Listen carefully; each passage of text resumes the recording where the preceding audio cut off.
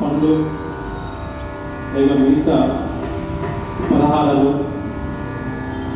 కీర్తాలు ప్రసాదాలతో ఎట్లయితే అర్చన చేస్తామో అట్లాగే స్వరాలతోటి అర్చన చేయడం. ఇక్కడ తాయగాయ స్వామి ఉన్నారు, రాముల వారు ఉన్నారు, అమ్మవారు ఉన్నారు, హనుమంతుడు ఉన్నారు. వీరందరూ కూడా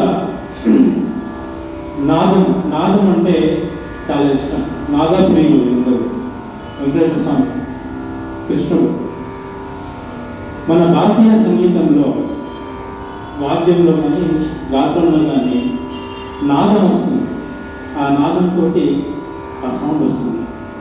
నాదము ద్వారా మన భారతీయ సంగీతాన్ని విన్నా పాడిన శరీర రుగ్మతులన్నీ కూడా మాయమైపోతుంది.